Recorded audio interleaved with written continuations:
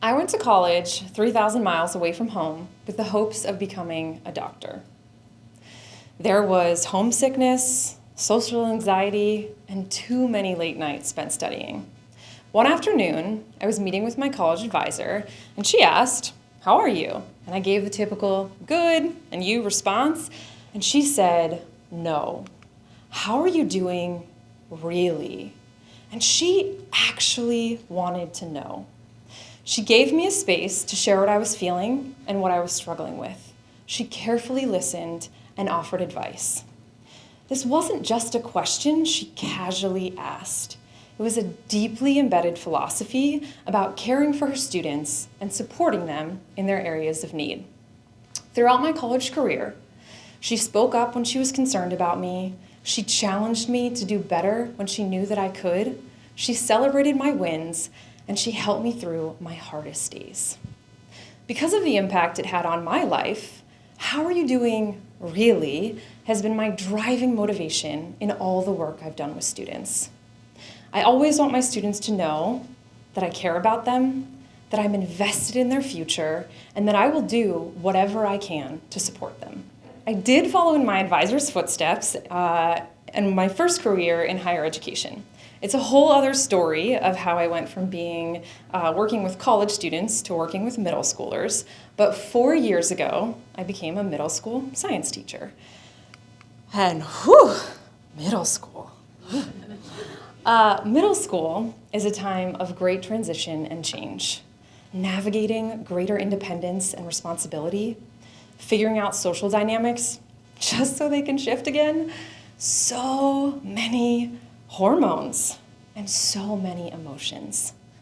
"How are you doing, really?" doesn't work as well in a group setting with 23 12-year-olds. So I had to find as many different ways to ask that question as I could. I used daily check-in questions like, "What are you looking forward to? What are you doing after school? What's something that made you happy this week?" After quizzes and tests, I gave them reflection surveys that asked them to celebrate or thank a friend, name someone they worked well with, name someone they want to get to know better. I watched who my students worked with, who they talked to in the hallways, and who they sat with at lunch. I kept track of who was showing up late to school often and who was falling asleep in class. I looked for what made my students smile and watched what they chose to do in their free time. I knew all about who my students were and what their areas of need were. But then what? How could I possibly support all of my students in their areas of need while trying to teach them science? I was given a unique opportunity to implement mini courses during an enrichment block. So I took all the information I'd collected through surveys and observations and coordinated different classes that connected students' areas of interest with their areas of need. One of those classes was focused on playing new board games. What better way to learn how to build relationships with new people than to play games with them? Want to learn problem solving and conflict resolution skills? Try playing a brand new game for the first time. I simply put the students into groups and said, "Play the game." I had never seen Lucy speak to another peer.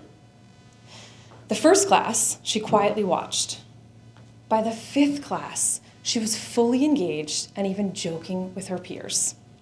And the following week in science class, she asked me for help. She spoke to me first. And since then, she has continued to ask questions, jokes with me, shares stories about her family, and even drew me a picture that now hangs above my desk. Brett didn't care much about classes. He rushed through every assignment just to be done with it, and often had to be woken up during direct instruction time. When I asked Brett what he liked to do for fun, he said, "I create characters." So Brett was put in a class that focused on art, drawing, and character development. This student that had never once shown excitement or enthusiasm in my class came to life, telling me about the story he was creating and the character he was writing about. So, moral of the story, SEL is good for students, right? I mean, it is. but we've known that for a really long time. The most significant impact for me wasn't just that it was good for my students, but that it has changed me as a teacher. For each new social connection, moment of reflection, or improved skill, I learned something too. I learned more about who my students were, what drove them to engage, what caused them stress and anxiety, and how I could better support them. I learned more about who my students were and how I could be a better teacher for them. My board game class taught me reading directions is really hard, but breaking them down, gamifying them, and working together with friends to figure them out has helped them get better at it in science class. Lucy helped me to understand the importance of providing students easy ways to connect and talk to one another through games and casual conversations.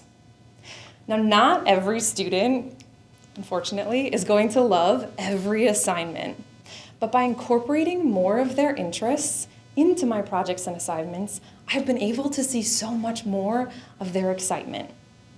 I got to see Brett's enthusiasm firsthand in science class when I assigned a 3-dimensional design project with very few limitations. His excitement for the project inspired other students to be more creative with their designs. His joy brought me joy.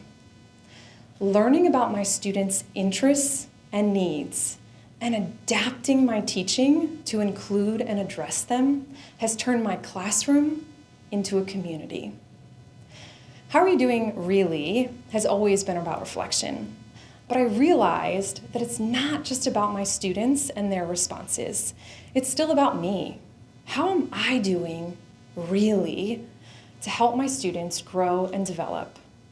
How am I listening to their words and actions and using them to inform and change how I teach them? It's so easy to get lost in the to-dos and tasks, but take a moment, look in the mirror, and ask, how am I doing, really?